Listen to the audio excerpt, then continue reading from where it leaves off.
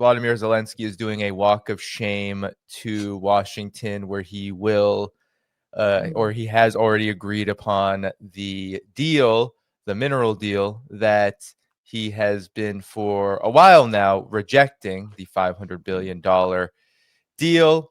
So it's been quite a rough week for Zelensky, or last few weeks for Zelensky, we should say. And I wanted to first show you this. So this was not a week ago, where he says, and I'm just going to read it. I am not ready to fix. Let me explain why I'm not ready to sign this deal, because we should not recognize grants as debts. Do you like it or not? I negotiated with Biden and negotiated with Congress of the United States. I am grateful to Congress. It was the presence of two parties. So he was very firm about not signing this deal. And then suddenly, guys, and I want to play this, he was talking about even resigning from office. And here is that video, which I'll play in full very shortly. України, якщо вам дуже потрібно, щоб я залишив свій пост, я готовий. Друга історія, можу поміняти це на НАТО, якщо є такі умови одразу, щоб довго про це не говорити. Я фокусуюсь на безпеці України сьогодні, а не за 20 років. І не збираюсь бути у влади десятиріччя. Тому So he doesn't plan to be in power for decades. He will give up his seat for NATO membership or peace, supposedly. So, Alexander, I want to kick it to you. Zelensky was very firm about not signing this deal. Now he is walking to Washington to do exactly that. He said he would give up his power for NATO membership. What is going on with Zelensky? Also, where does this fit into these huge changes that are taking place in the Ukraine conflict, especially vis-a-vis the U.S.-Russia relationship? Well, I mean, Zelensky's being put through the ringer, and he's putting Ukraine through the ringer as well. I think we need to take a step back. Zelensky came up with this idea back in the summer of trading Ukraine's mineral wealth for continued U.S. support. He spoke about it to Lindsey Graham. He spoke about it to Donald Trump when they met in September in Trump Tower. He brought it up again in his so-called victory plan, which was going to be, that Ukraine would get, continued support from the United States and from NATO, and indeed NATO membership.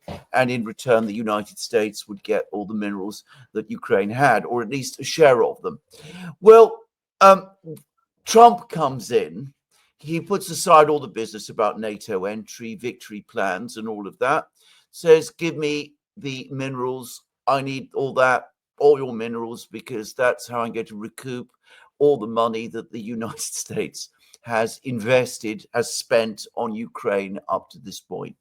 And Zelensky last week says, no, I'm not prepared to sign this. I don't accept that I've got any debts to you. The bit you just showed. And besides, this whole idea of signing a deal of this kind is intended to give Ukraine security guarantees. And I'm not signing a document like this if I don't get security guarantees from the United States for Ukraine. So the Americans said no. That created a huge row between Zelensky and Trump, as we saw last week. Apparently, what then changed is that he was worked over again by Kellogg, who apparently had 2 further meetings with him. Boris Johnson phoned him and said, for heaven's sake, sign up.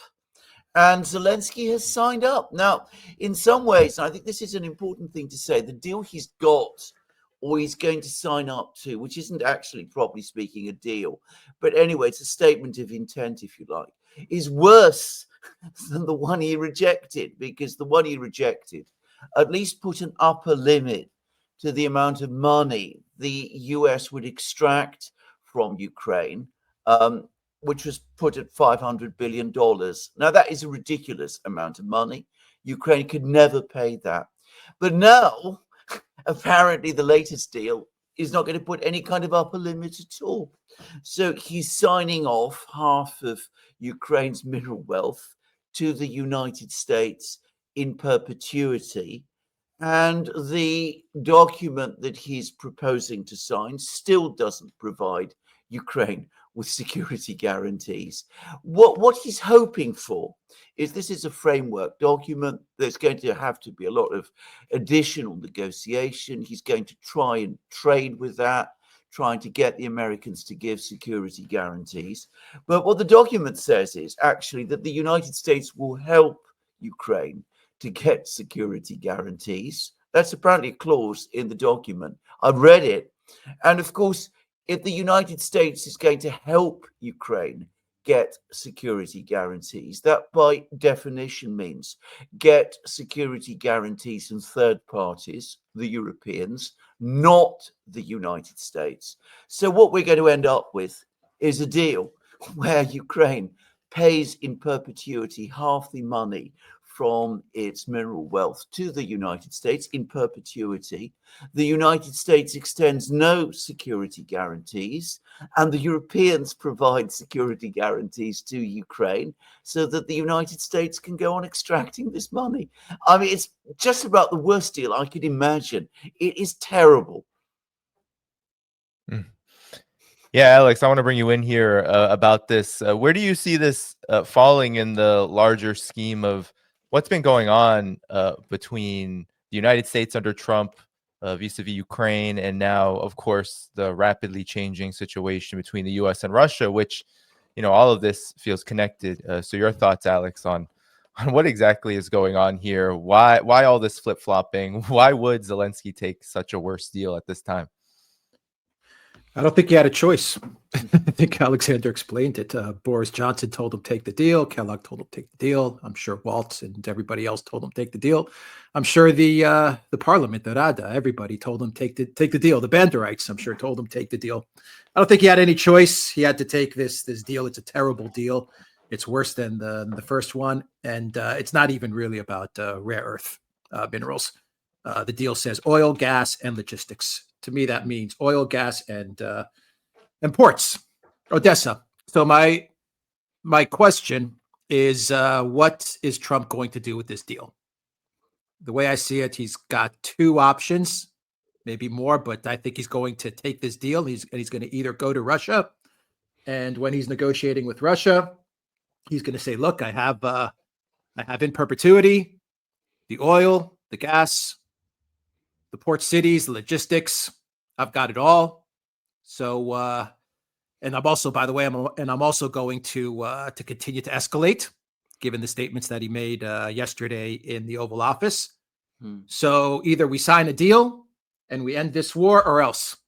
Or he's going to take the deal and he's going to go to Putin and he's going to say, "Hey, look, Vladimir, I've got all of this stuff from Ukraine. Let's figure out how to end the conflict in Ukraine. Rubio, Lavrov, go figure it out. Istanbul Plus, sign it to get rid of it. Let's put this to bed. And Mr. Putin, let's extract these riches together." It's going to be one of the two. I don't know which one it's going to be, but that's my thinking of it. I mean, I'm looking at this from a business perspective, and I think that's basically what we're going to have to wait and see what Trump does with this. Yeah, we've been hearing about also Russia maybe intimating to the United States, to the Trump administration, that they could cooperate together on this kind of extraction on the Russian side of things, where ostensibly Russia, especially in the territories that Russia holds, there are a good amount of these minerals. Alexander, how do these things relate? Can I just add real quick, Danny? Just one thing before Alexander jumps in. Sure. The only country that can help make this deal a success is Russia. I just want to add that in there. It's the only country that can help make this a success. Yeah, Alexander. Well, a success for the United States. Let's be absolutely clear about this, because I mean, it's difficult to see how the Ukrainians come out well from this. However you cut it. Now, I think that this is all about bargaining, and I think this is all about bargaining with the Russians to some extent as well. I think this is where this is going. The point is that the United States is not giving Ukraine security guarantees. It's passing the burden on to the Europeans. Yes, they're talking about some kind of escalations, but it doesn't really look to me as if the United States has any real intention to go down the road of continuing to support Ukraine.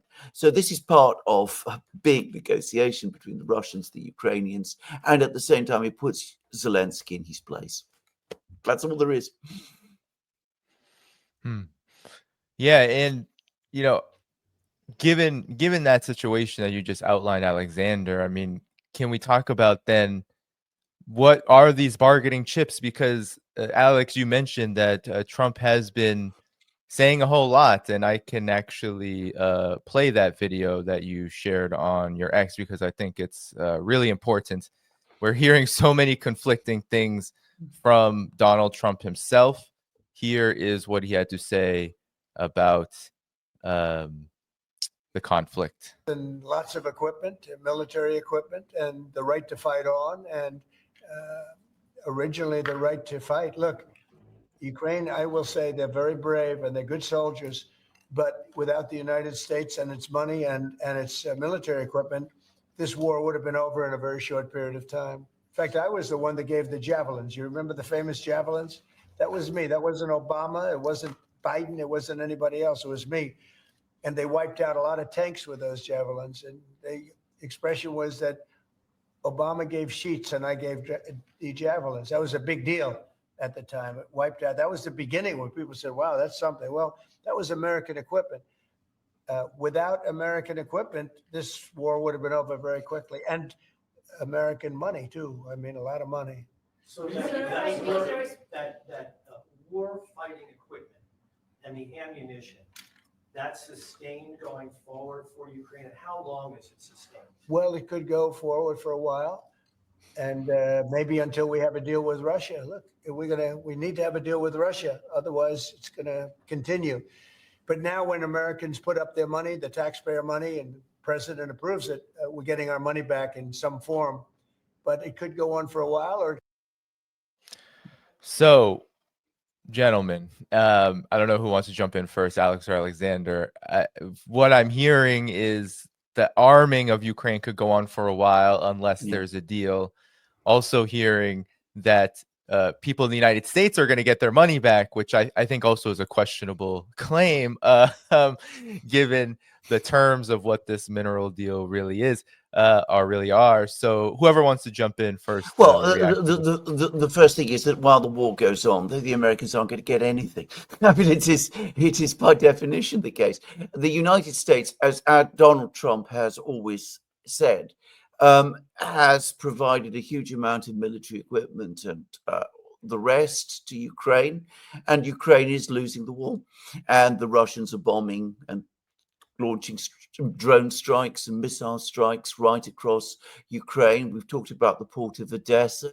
The port of Odessa cannot function properly whilst this war is underway. So the Americans aren't going to get their money until the war ends. And Donald Trump saying to the press corps, well, if the United States hadn't been giving all this equipment to Ukraine, the war would have ended long ago. He's absolutely right about that, by the way. But he has a kind of godfather-ish quality to my mind, because what he's saying to Zelensky is, look, we've got this deal with you now. We want our money. We want peace. Therefore, you've got to end this war. And that's really what he's, I think, moving towards. He's telling Zelensky, do a deal with the Russians, because this is how we're going to get our money. If you don't do that deal with the Russians, we won't get our money and we won't be pleased with you. Alex, your thoughts on this? I know that you posted it.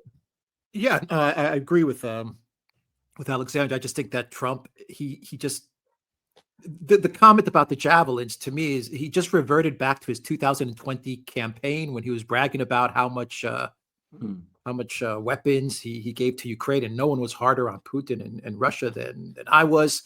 I mean, it's true. It's a statement of fact. He did give the javelins to Ukraine. He did escalate with Russia back then when he was president. He provided lethal weapons. But you don't have to bring it up now that you are in negotiations or about to begin negotiations with Russia and with Putin. I think Trump continues to make these unforced errors, and I'm sure the Russians understand this. I'm sure the Kremlin's looking at this and they're saying, "Okay, we'll brush it off." But they are gonna. I mean, they are gonna listen to what Trump said, and I think they are going to say, we need to be even harder in the negotiations on the U.S. I mean, it was such an own goal, but this is Trump. It reminded me of the jab, and that he just couldn't get it out of his head. Don't talk about the jab. Don't, no, it's my jab. I made it. I did it. I came up with it. Warp speed or whatever. I mean, he just gets stuck in this frame of mind where he just sabotages himself. So I mean, the comment about the javelins was just completely misplaced, and it was I consider it to be a mistake, and I think the Russians are going to jump on this, or they're going to take note of this when they negotiate with Trump. And as Trump said about a week ago, Russia has all the cards. They have all the cards. Yes. The U.S. has no cards. Just to say very quickly, Alex is absolutely right. The Russians won't like it at all. And one has to remember, it's not just Putin. I mean, Putin perhaps can take it, but there's lots of other people in Russia. And what they're hearing is the American president bragging about how many Russians he's killed. So that isn't going to go down well in Russia, just to say. Yeah, and I also wanted to make note of, because a lot of people, I think, in the audience are wondering about why Ukraine military aid continues even from the prior Biden administration.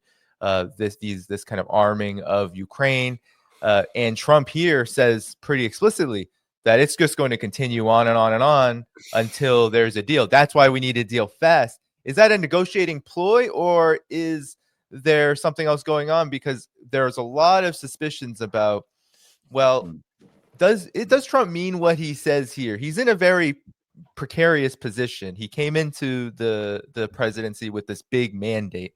But negotiations, I've heard you, Alexander, maybe you could comment on this. Russia not only has all the cards, but it has pretty big demands that it's going to want met. What do you make of these comments of continuing to arm Ukraine for as long as it takes to get a deal, which could take a while? Yeah. I mean, the point is this, and this is what Trump needs to understand. And sometimes he talks as if he does understand it, and other times, like you just saw, he doesn't, which is that, of course, the Russians don't have to do a deal, not in order to achieve their objectives. Yes, they're taking losses, but they've taken losses already, and they can go on taking their losses. Yes, the Russians would prefer the weapons to Ukraine to stop, but they are winning the war despite the fact that all those weapons have already been supplied. The Russians want a deal, but not at any price. And they've made their demands extremely clear. Lavrov repeated them again yesterday, and I believe once again this morning. They're not going to retreat from this position. So if Trump wants to negotiate with the Russians, like his friend Steve Witkoff has said, he's got to start addressing Russian ideas and Russian concerns, and not making the kind of unforced errors that, as Alex says, he has just made, and not think that, by talking about giving Ukraine endless weapons, that's going to work in the end to Trump's own advantage. I've said this before, and I want to say this again. This is diplomacy and negotiations between superpowers. You cannot conduct this in the way that you would conduct the kind of commercial contract or real estate deal that Donald Trump is familiar with. The Russians are incredibly tough, very, very formidable negotiators. Anybody who's had experience of negotiating with the Russians in any capacity, in a private commercial capacity, certainly in a foreign policy diplomacy capacity, will know that they will negotiate very toughly, very thoroughly. And if negotiators come in talking in that kind of way, they will simply cut them to pieces. Yeah, well, Alex, we're hearing that there's going to be another round of talks. I believe it is Thursday, February 27th. Given what you've heard from Trump, what's your reaction to what Alexander just said, as well as the continuation of U.S. policy toward Ukraine as Trump attempts to negotiate and his team attempts to negotiate? Well, Alexander just put up a video on his channel, and he explains that the talks that are going to happen in Turkey, actually in Istanbul, they're not going to focus so much on Ukraine. Actually, I don't think they're going to focus on Ukraine at all, but they're going to be about normalizing the relations, especially with regard to the embassies. The embassies, the U.S. embassy in Moscow, the Russian embassy in the United States. From what I understand, they don't even have an ambassador there on site, and they're terribly understaffed. So the negotiations that are going to happen tomorrow, from my understanding and listening to Alexander, and he could probably elaborate on this a bit more, they're going to focus on the normalization part of the relationship between Russia and the United States, which is a good thing. I mean, this is a good thing. We've always said on the Duran for the past 3 months that the way the Trump team should approach negotiations with Russia is that Ukraine, though it is the most important part right now, they should make Ukraine one of many parts in the discussion. I mean, they have a lot of things that they need to talk about. And the first thing that they need to do is they need to establish normal diplomatic relationships, because Biden did a lot of damage. He did a lot of damage, that guy. So they need to get back to normal diplomatic relationship, and then they can start getting into the details of Ukraine. So that's what's going to happen tomorrow. But just to go off of what Alexander said, everyone understands that Trump is the art of the deal. We all get it. He's a transactional guy. We get it. But I think he's taken the transaction thing just a bit too far. Alexander's right. It's transactional. We understand. We want money. We'll give you weapons or whatever. Or we want a minerals deal. But you can't be completely transactional when conducting diplomacy. It just doesn't. It doesn't work. And I think if there's one person on the Trump team that has a good understanding so far as to what's going on and what the Russians are looking for, I would say it is Steve Witkoff. That's probably the guy that he should lean on the most, but that's just my opinion as to how I see it. Yeah. I don't know if Alexander wants to explain. No, I talks tomorrow. I absolutely know. It's absolutely correct. I mean, what happened was when they met in Riyadh last week, they went through all the various issues that they needed to talk about. They agreed that the first priority is to get communications going, resume proper communications between Russia and the United States. I know this for an absolute fact. When the Russians try to contact the Americans, they have to contact the Americans by email. The Americans under Biden wouldn't even pick up the telephone. I mean, that was how bad things had got. So there was hardly any communication at all. There is no Russian ambassador in Washington. There is no American ambassador in Moscow. The two embassies are barely functioning. And we've had this incredibly dangerous period over the last 3 years when there's been really no diplomatic contacts with the Russians at all, except I think the military chiefs have spoken twice and the defense ministers have spoken twice. And at one point, Lavrov had a disastrous meeting with Blinken, which lasted all of 15 minutes at the fringe of, I think it was a G20 meeting. So, I mean, this has been a complete disaster of not having contacts.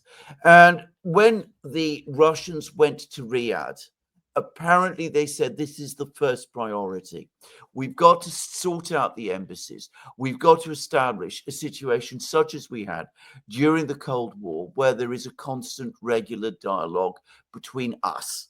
And they also looked at various other topics that they needed to discuss. Ukraine was one. Economic relations was another, sanctions, Iran, the Middle East, North Korea, whatever. And they agreed that going forward, they would set up expert teams, and the Americans would also appoint a representative to speak to the Russians on Ukraine-related matters, which so far, by the way, the Americans have not done. So that was what was agreed in Riyadh.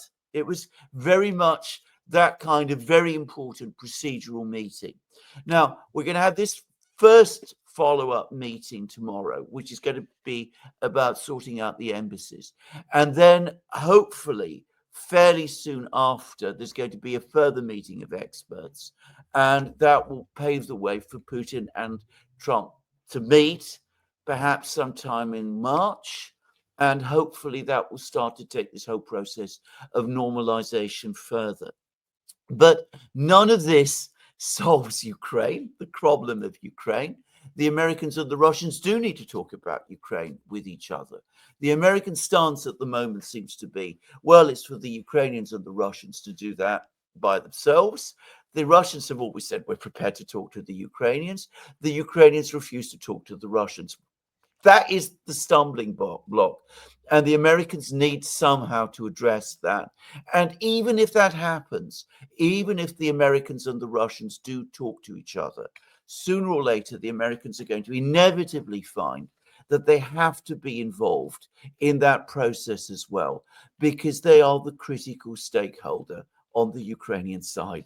They can't just walk away from it in that kind of way.